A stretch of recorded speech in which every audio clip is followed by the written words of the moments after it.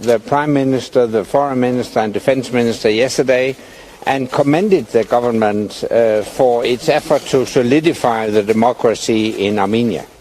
Այդ ժամանակից ի վեր շատ բան է տեղի ունեցել, ես երեք հանդիպել եմ վարչապետին, արտգործնախարարին, պաշտպանության նախարարին եւ ես գոհունակություն եմ հայտնել առայն, թե ինչ ջանքեր իրենք ներդրել, որպեսզի ամրապնդեն Հայաստանում ժողովրդավարությունը. I'm here on the invitation of the Armenian government to try and help the Armenian government strengthen the ties between Armenia and the European Union and the West in general. Ես այստեղ եմ Հայաստանի Հանրապետության կառավարության հրավերով, որպեսզի օգնեմ կառավարությանը ամրապնդել կապերը Արևմուտքի հետ, Եվրամիության հետ, առհասարակ. Yesterday I had meetings in Yerevan and today I have visited the southern part of Armenia to watch with my own eyes the impact of Azerbaijan's aggression against Armenia. Երեք հանդիպումներ եմ ունեցել Երևանում, իսկ այսօր այցելել եմ Հայաստանի հարավային մարզերը, որպեսզի իմ աչքերով տեսնեմ ադրբեջանական ագրեսիայի հետևանքները Հայաստանի վրա. I've just visited the wonderful city of Ջերմուկ and the mayor has told me how the Azeri attacks in September last year have had a negative impact on tourism in this city.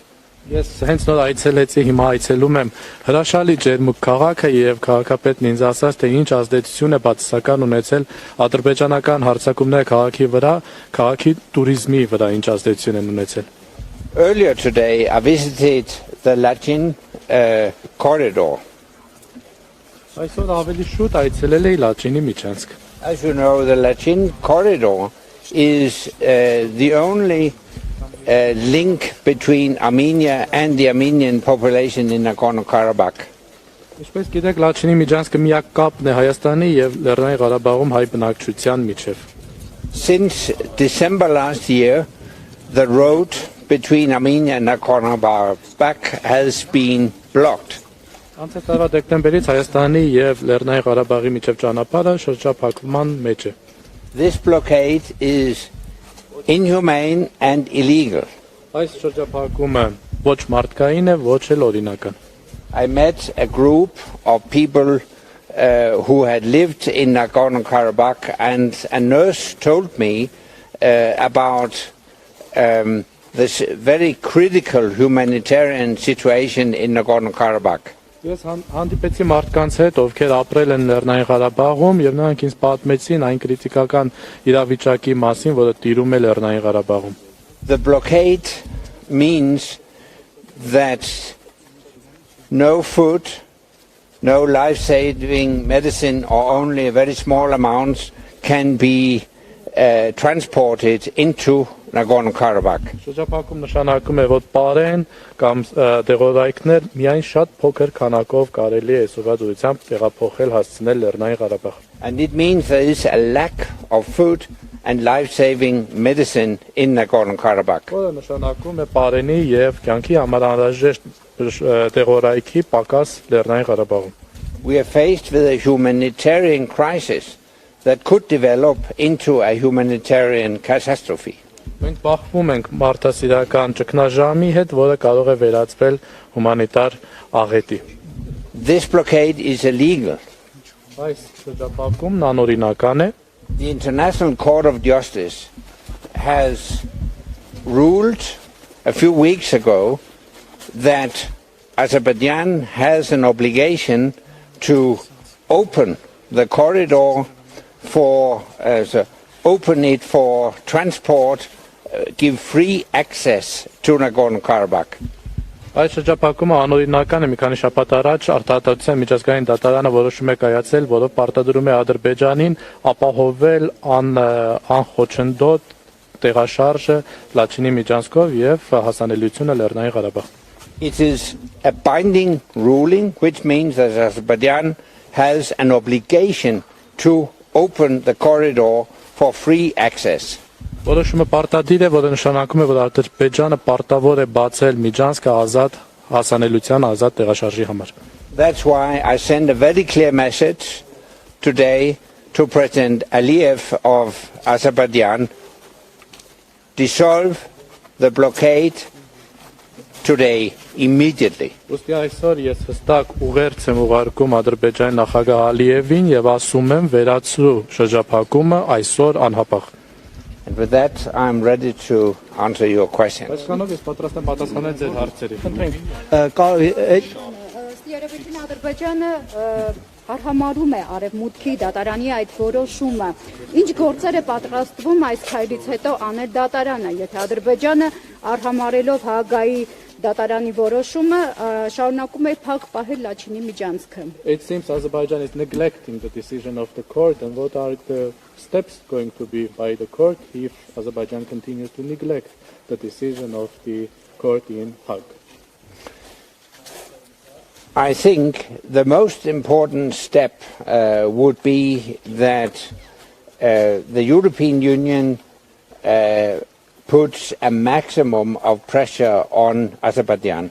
Կարծում եմ ամենակարևոր քայլը կլինի, որ Եվրամիությունը առավել ճնշում գործադրի Ադրբեջանի վրա։ The European Union has made an energy deal with Azerbaijan, and that could be used as a platform for a critical dialogue with the government of Azerbaijan.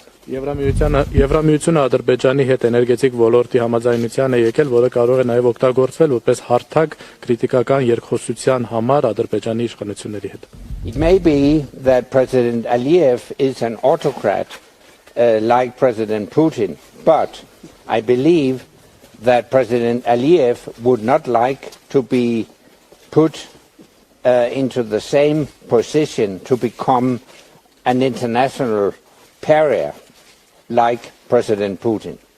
Միգուցե նախագահ Ալիևը, ինչպես նախագահ Պուտինը, ավտոկրատ է, բայց չեմ կարծում, թե նախագահ Ալիևը կցանկանա հայտնվել նույն իրավիճակում, ինչ որ նախագահ Պուտինը եւ համարվել միջազգային, այսպես ասած, ահաբեկիչ, ագրեսոր։ That's why once again I urge President Aliyev to dissolve the blockade immediately. Ոստի եւս մեկ անգամ ես կոչ եմ անում նախագահ Ալիևին վերացնել շրջափակումը անհապաղ։ Ասեն դուք նշեցիք, որ այստեղ եք Հայաստանի կառավարության հրավերով եւ Հայաստանի կառավարությանը այս նպատակ կա աջակցելու արևմուտքի հետ կապերը սերտացնելու։ Խնդրեի բարձրաբանեք, արդյոք խոսքը գնում է ռազմաքաղաքական աջակցության մասին, եթե այո, ապա կոնկրետ ինչ աջակցության մասին է խոսքը, առաջիկայում գործնական ինչ քայլեր կարելի է սպասել այս առումով։ You mentioned that you are here by the invitation of the government of the Republic of Armenia to support the government of the Republic of Armenia, and are you speaking about military political support? If yes, then what steps we can expect in the near future? And one more addition to the same question. Եվ մենք գիտենք, որ նաև Rasmussen Global ընկերությունը կազմակերպությունը հիմա այս պահին 22 թվականի հունիսից սկսած նաև Ուկրաինայի նախագահի աշխատակազմի հետ է աշխատում, խորհրդական գործունեություն է ծավալում։ Արդյոք նմանատիպ մի համագործակցություն էլ Հայաստանի հետ եք նախատեսում։ And we know that Rasmussen Global at the moment is since I think 2022 is having a cooperation with the President's Office of Ukraine, and is the intention to have a similar cooperation with Armenia? Yes, it's our intention to have a very strong cooperation with the government of Armenia. Այո, մենք կցանկանանք շատ սերտ համագործակցություն ունենալ Հայաստանի կառավարության հետ։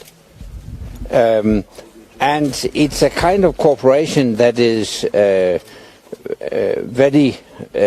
has a very broad range. It covers a lot of issues. Եվ դա լայն համագործակցություն կլինի, որը լայն թեմաների շրջանակների կանդրադառնա։ Obviously, we're speaking about political support from the European Union. Բնականաբար խոսում ենք Եվրամիության կողմից քաղաքական աջակցության մասին։ I think, first of all, and here and now, it's essential that we raise awareness of the risk of a humanitarian crisis in Nagorno-Karabakh. Կարծում որ այստեղ եւ հիմա շատ անհրաժեշտ է կարեւոր է, որպեսզի մենք տեղեկացվածությունը բարձրացնենք այն մասին, որ Լեռնային Ղարաբաղում կա հումանիտար ճգնաժամ։ And the international community should put a maximum of pressure on Azerbaijan to solve this situation. Եվ միջազգային հանրությունը պետք է առավելագույն ճնշում գործադրի Ադրբեջանի վրա, որպեսզի այս հարցը լուծվի։ Next, we would also like to help the Armenian government elevate the level of dialogue, political dialogue with the European Union. Այնուհետև իհարկե մենք ցանկանանք աջակցել Հայաստանի Հանրապետության կառավարությանը, որպեսզի ել ավելի բարձր մակարդակի հասցնի Եվրամիության հետ քաղաքական երկխոսությունը։ And that includes also a dialogue on security policy. Որը նաև կներառի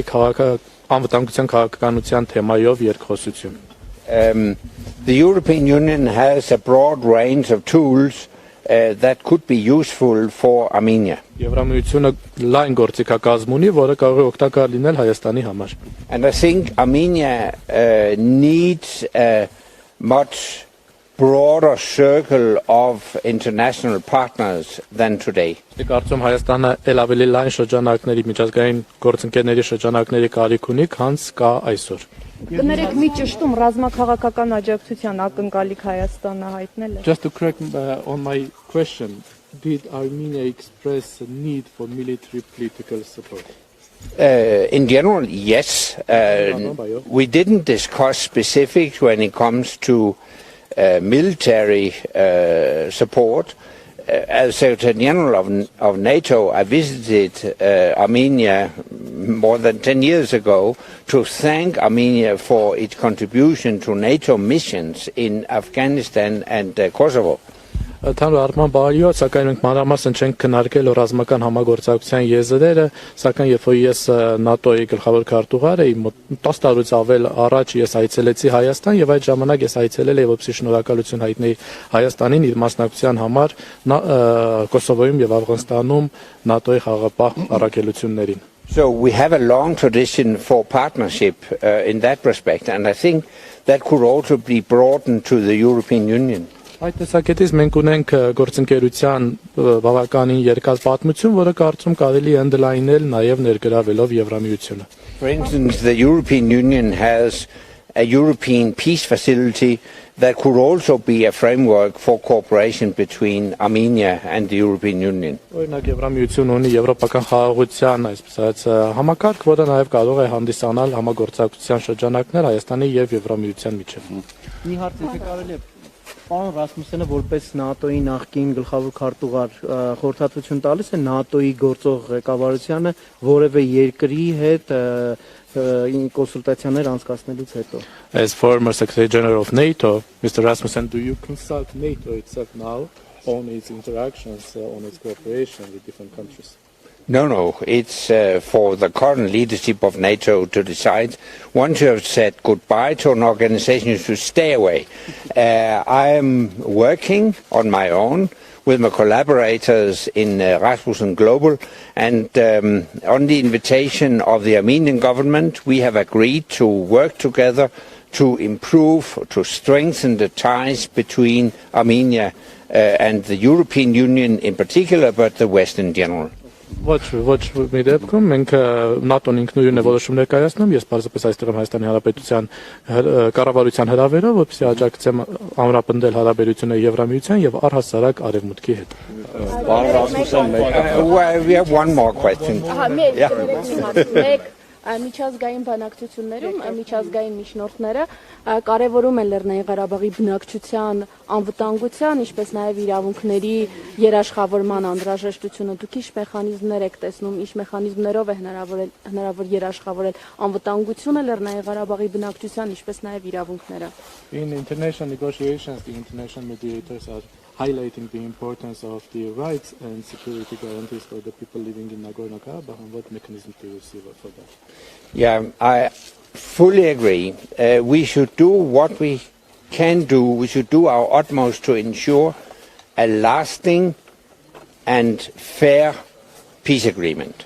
Միանգամայն համաձայն եմ պետք է անել ամեն ինչ, որպեսզի հասնենք տևական եւ արդար խաղաղության համաձայնագրի։ And a very important element in that peace agreement should be a guarantee of the rights and the security of the people of Nagorno-Karabakh. Եվ այդ համաձայնագրում շատ կարևոր տար պետք է լինի Լեռնային Ղարաբաղում բնակչության իրավունքների եւ անվտանգության երաշխիքը։ And we will need a kind of an international mechanism to monitor and control and guarantee those rights and that security for the people of Nagorno-Karabakh. Եվ այդ իրավունքները եւ անվտանգությունը երաշխավորելու համար մենք պետք է ունենանք որոշակի միջազգային մեխանիզմ, որը կմշտադիտարկի, կվերահսկի եւ կերաշխավորի դա։ It remains to be seen exactly how that international mechanism will be composed, but ideally it would be peacekeeping force mandated by the United Nations. Մնում է տեսնել թե ինչպես կկազմվի այդ միջազգային մեխանիզմը, բայց կատարյալ կյանքում դա կլիներ միավորված ազգերի կազմակերպության մանդատը վայելող խաղաղապահ ինչ որ կոնտինգենտ։ And let me add to that, a peacekeeping force with a robust mandate that actually allows that peacekeeping force to ensure that the rights and security of the people of Nagorno-Karabakh is guaranteed. Եվ թույլ տվեք ավելացնել, որ երբ որ ասում եմ խաղաղապահ կոնտինգենտ, դրանք պետք է ունենան հստակ առաքելություն եւ մանդատ, որպեսզի դա իրենց թույլ տա երաշխավորել Լեռնային Ղարաբաղի բնակչության իրավունքներն ու անվտանգությունը։ Հայլեր այս պահին ձեռնարկվում են։ Any steps taken at the moment? Sorry, I think we have to leave it there. We've got to get back to Yerevan. Sorry. Very sorry. Thank you. Thank you very much. Thank you all. Sorry.